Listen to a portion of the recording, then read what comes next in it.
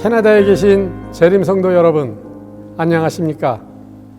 예전에 경험해보지 못했던 2020년 경자년도 저물어가고 있습니다. 코비드-19으로 인하여 모든 성도님들을 두렵게 하고 힘들게 하고 몸과 마음을 지치게 하였던 2020년 한 해가 아니었나 생각합니다. 이런 어려운 상황일수록 우리 모두가 깨어서 기도하는 재림 성도님, 일어서서 예수님을 바라보는 재림 성도님 되시기를 기도드립니다. 이러한 취지에서 캐나다 전역에 계신 재림 성도님들이 한마음으로 모여서 캐나다 한인교회 연합 연말 기도일을 갖기로 하였습니다. 이곳에 참여하시는 모든 성도님들을 예수님의 이름으로 환영합니다. 이 연합 연말 기도주의를 통하여 하나님의 축복이 성도님 각자의 마음에 임하시기를 진심으로 바랍니다. 연말 기도주일 총 주제 말씀은 해현 갱장, 다시 살피는 재림의 징조입니다. 이 귀한 말씀을 전해주실 목사님은 대한민국 광주 서중앙교회 담임 목사님이신 이정한 목사님이십니다. 오늘부터 안식일까지 아침 저녁으로 진행되겠는데요. 성도님 여러분, 이 연합 기도주의를 통하여 큰 은혜 되시기를 바라면서 2020년 연말 기도주일 첫 시간을 시작하겠습니다.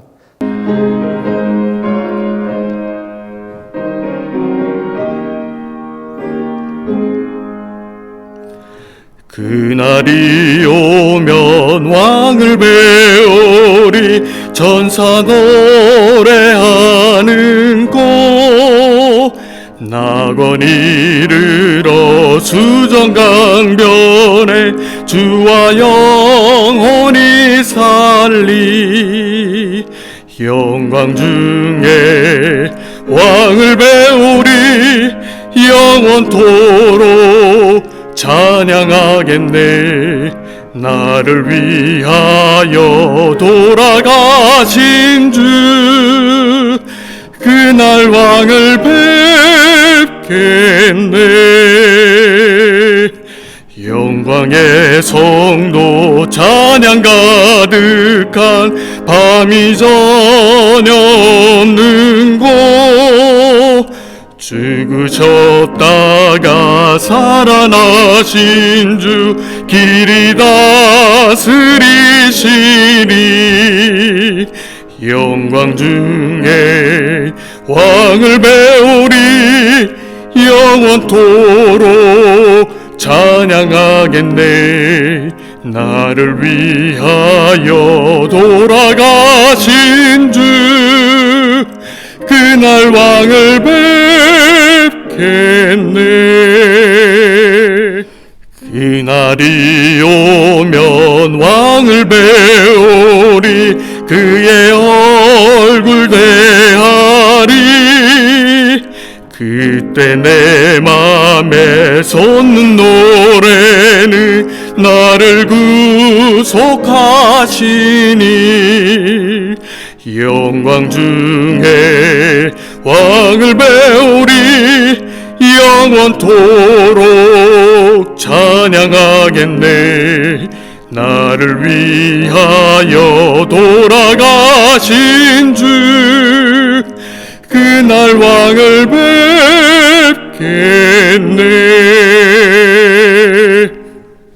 감사하신 사랑의 아버지 하나님, 죄 많고 질병이 많은 이 세상 가운데서도 지난 1년 동안 저희들을 잘 인도해 주시고 보호해 주시고 또 특별히 캐나다 한인 연합교회 기도주의를 주셔서 저희들의 부족함과 죄악을 돌아볼 수 있게 해주시고 새롭게 헌신과 저희들이 연합할 수 있는 계기를 주셔서 감사 기도드립니다.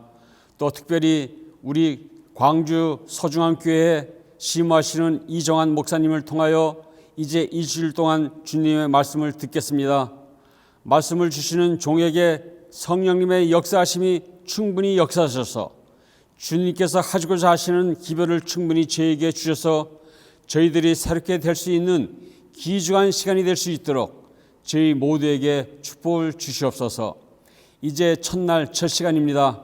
마치는 시간까지 성령께서 역사하시어 우리 모두에게 풍성한 은혜로 사랑과 연합으로 우리가 새롭게 될 수 있는, 또 주님의 일을 속히 마칠 수 있는 귀중한 시간이 될 수 있도록 축복해 주시옵기를 우리 구주 예수님의 이름으로 간절히 기도드리옵니다.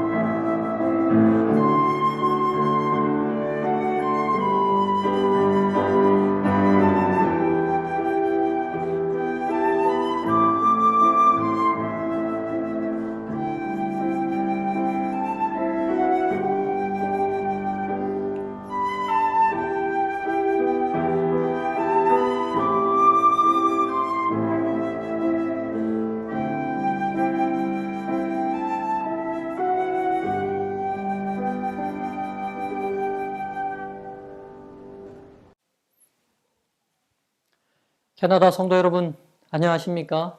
고국에서 그리스도 안에서 한 형제된 사랑의 인사를 전합니다.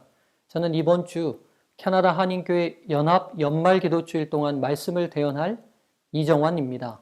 현재 호남 앞에 서중앙교회에서 목회사역을 감당하고 있습니다.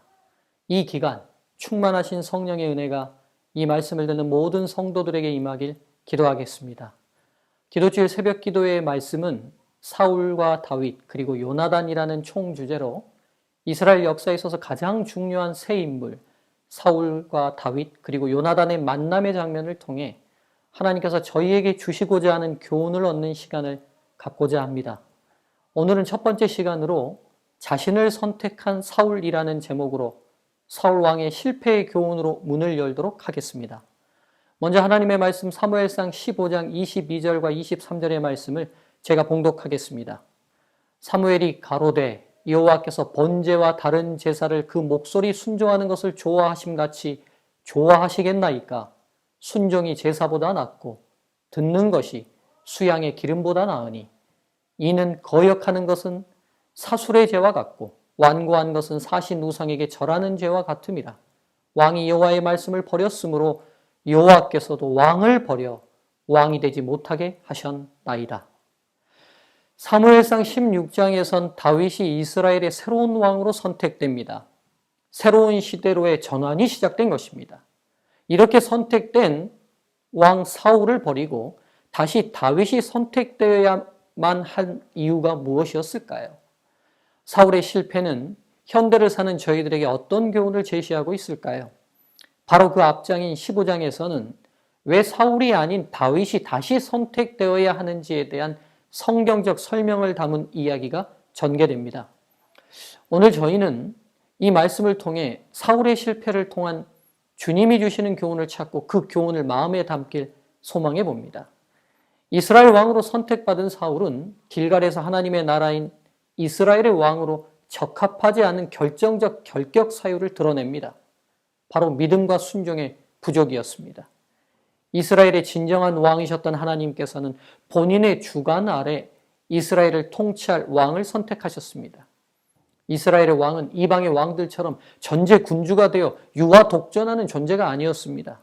만왕의 왕이시며 열국의 통치자가 오직 하나님이심을 인정하며 그분의 주권 아래 그분의 품성의 표현인 율법을 지상의 나라에 실현시키는 대리인이었던 것입니다. 그러기에 백성들에게 본인을 왕으로 믿고 본인의 통치에 순종하라고 하기 전 먼저 왕인 자신이 진정한 왕이신 하나님을 믿고 그분의 말씀에 순종해야 했던 것입니다. 사랑이시며 완전하신 하나님을 믿고 순종하는 왕이라면 그 왕은 그 나라의 백성에게도 사랑과 실수 없는 통치로 인도할 수 있습니다. 그러기에 그것이 이스라엘 왕으로서 가져야 할 가장 기본적이며 가장 중요한 자질이었습니다. 그러나 사울은 길갈에서 그 내면의 품성에 이 중요한 자질의 부족이 드러났고 그의 부족은 민족 전체의 위기와 나아가 인류 구원사의 문제를 이야기할 수 있었습니다. 그러나 은혜로우신 하나님께서 사울에게 다시 기회를 허락하십니다. 그 기회가 15장 1절에서 3절에 기록되어 있습니다. 사무엘이 사울에게 이르되 여호와께서 나를 보내어 왕에게 기름을 부어 그 백성 이스라엘 위에 왕을 삼으셨은즉 이제 왕은 여호와의 말씀을 들으소서. 만군의 여호와께서 이같이 말씀하시기를 아말렉이 이스라엘에게 행한 일 곧 애굽에서 나올 때에 길에서 대적한 일을 내가 추억하노니 지금 가서 아말렉을 쳐서 그들의 모든 소유를 남기지 말고 진멸하되 남녀와 소아와 젖먹는 아이와 우양과 약대와 나귀를 죽이라 하셨나이다. 사무엘을 대신하여 전달된 하나님의 명령은 다시 한번 그가 누구로부터 왕으로 임명되었으며 누구의 명령을 들어야 하는 왕인지 그의 정체성을 다시 한번 상기시킵니다. 그리고 신명기 25장 19절에 기록된 대로 모세 생존 당시 이미 심판을 결정한 아말렉 민족에 대한 하나님의 심판을 집행하도록 명령이 내려집니다.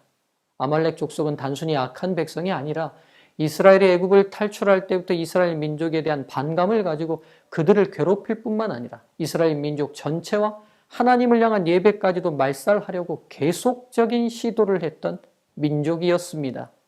그러나 아말렉 족속에게도 회개할 시간과 기회들은 충분히 주어졌습니다. 모세의 심판에 대한 선고 이후 사울 때까지 400년의 시간이 흘렀으나 그들은 그들의 죄를 돌이키지 않았습니다.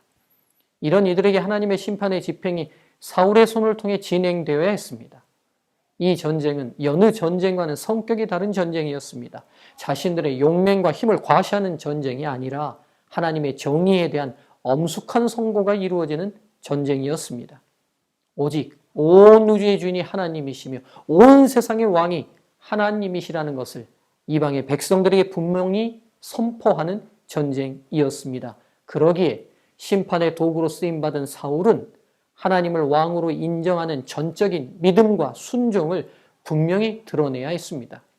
그러나 사울은 믿음과 순종을 보이는 일에 실패하고 맙니다. 하나님의 명령에 나는 순종했다고 항변하는 사울을 향해 오늘 말씀의 서두에 봉독한 사무엘상 15장 22절과 23절은 너무도 명료한 대답을 합니다. 너는 순종하지 않았으며 하나님의 말씀을 버렸다. 그렇다면 그를 믿음과 순종의 길에서 넘어지게 한 걸림돌은 그의 내면에 무엇이었을까요? 그 원인을 찾기 위해 성경으로 다시 돌아가 보겠습니다. 사울의 모든 일거수일투족을 보시던 하나님께서는 사무엘에게 자신의 기별을 전하도록 하십니다. 사울을 만나기 위해 떠난 사무엘은 한 가지 소식을 듣게 됩니다. 15장 12절의 말씀입니다.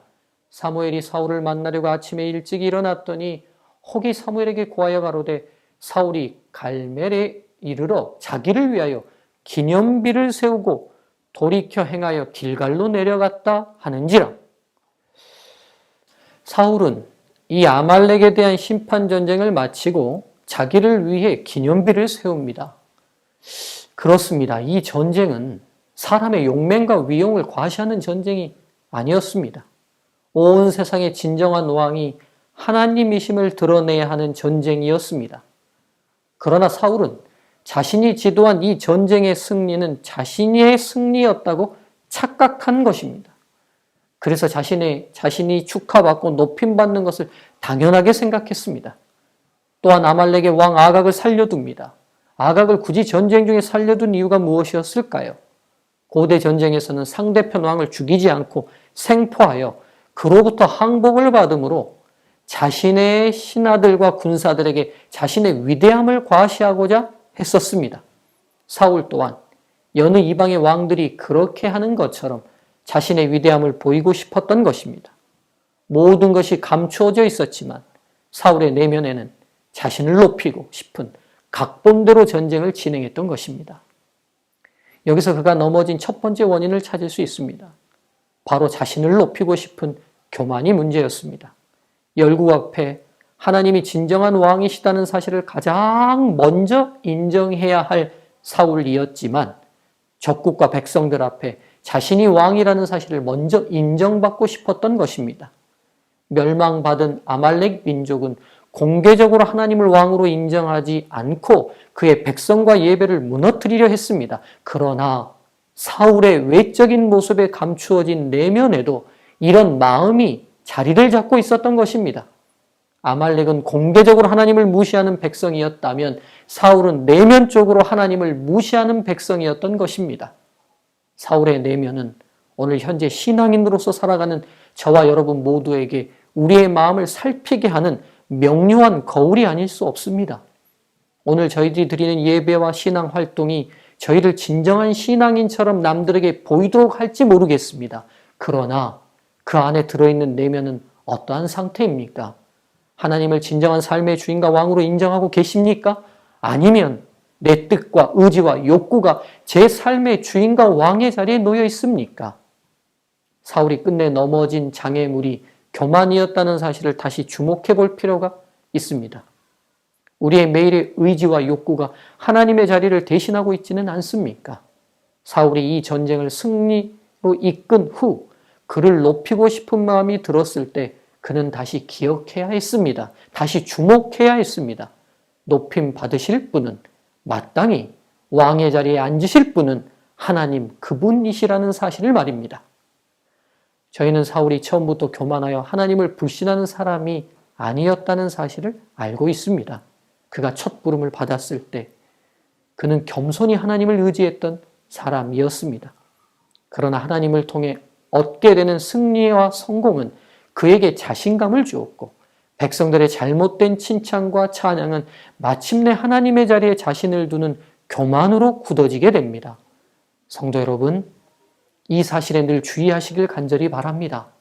연약할 때 주님을 의지하고 그분을 왕으로 인정하기는 어렵지 않습니다. 그러나 성공이 따르게 되고 사람들의 칭찬이 쇄도하게 되었을 때 우리는 기억해야 합니다.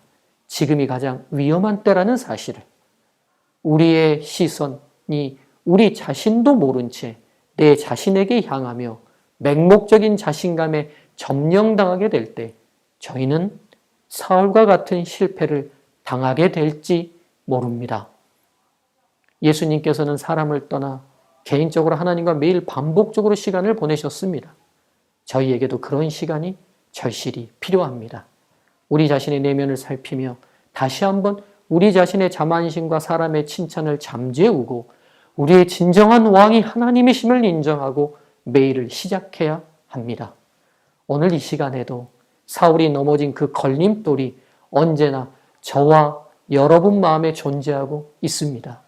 매일 성령의 임재하심으로 그 걸림돌이 제거되고 믿음과 순종의 길로 나아가길 간절히 바랍니다. 이제 사울을 만난 사무엘은 14절과 15절을 통해 이런 질문과 답을 나누게 됩니다. 사무엘이 가로되 그러면 내 귀에 들려오는 이 양의 소리와 내게 들리는 소의 소리는 어찌미니이까?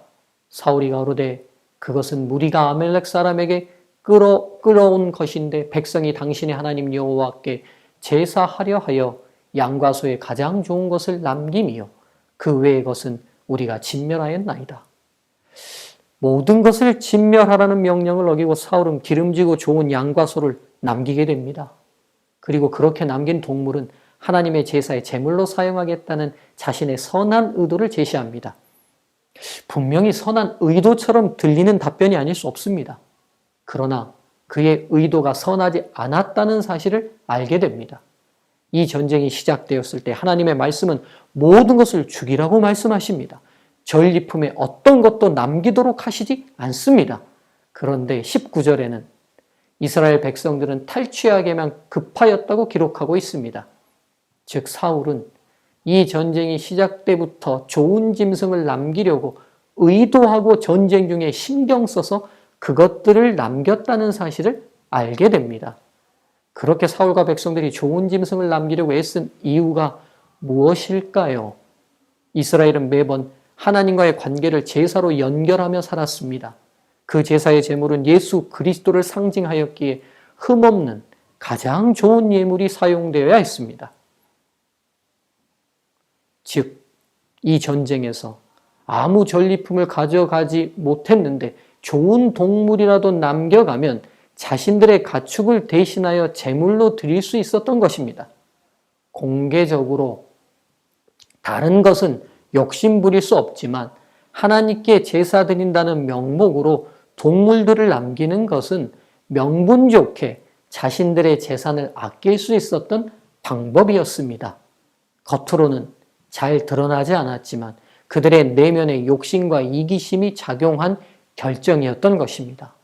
사울이 넘어진 두 번째 걸림돌이 이것이었습니다. 자신의 욕심과 이기심을 다스리지 못한 것입니다. 좋은 것을 보면 가지고 싶고 누리고 싶은 것이 인간의 욕구입니다. 그러나 그 욕구가 마음대로 그 힘을 발휘하도록 내버려 둘 때 믿음과 순종의 길에 넘어지게 하는 걸림돌이 됩니다. 그래서 사도 바울은 이렇게 저희에게 권면합니다. 돈을 사랑함이 일만 악의 뿌리가 되나니 이것을 사모하는 자들이 미혹을 받아 믿음에서 떠나 많은 근심으로써 자기를 찔렀도다. 오늘 이 시간에도 방송 매체를 가득 채운 무서운 범죄의 많은 이야기들이 어디에서 시작됩니까? 바로 이 말씀이 그 원인에 대한 대답을 제시하고 있습니다. 거룩한 하늘 백성으로 산다고 하는 저와 여러분의 내면은 어떻습니까? 하나님의 일을 한다고 하는 저와 여러분의 손과 발이 혹시 욕심과 이기심으로 움직이고 있지는 않습니까? 믿음과 순종의 길에서 욕심과 이기심의 걸림돌이 저희 마음에 제거되도록 매일 성령의 은혜를 간구하시길 간절히 바랍니다. 또한 하나님의 사랑이 저희의 봉사의 동력이 될 수 있도록 매일 기도하는 삶이 되시길 간절히 바랍니다. 다윗의 선택 전 사울의 실패의 원인을 오늘 저희는 함께 찾아보았습니다. 사울은 이스라엘 왕이 나아가야 할 믿음과 순종의 길에서 끝내 하나님이 아닌 자신을 선택하고 맙니다. 그렇게 되었던 두 가지 내면의 원인을 기억하십시오. 첫째, 하나님의 자리에 자신을 두고자 한 교만이 문제였습니다. 둘째, 하나님의 일을 하면서도 욕심과 이기심의 힘을 발휘하도록 한 것이 문제였습니다. 사울 왕의 마음은 오늘도 저희 마음을 비추는 거울이 됩니다. 사울이 넘어진 그 문제는 지금도 저희를 넘어지게 하는 바로 그 문제입니다. 그리스도의 십자가 아래에서 성령의 능력으로 능히 승리하는 저와 여러분이 되시길 바라며 말씀을 마치겠습니다.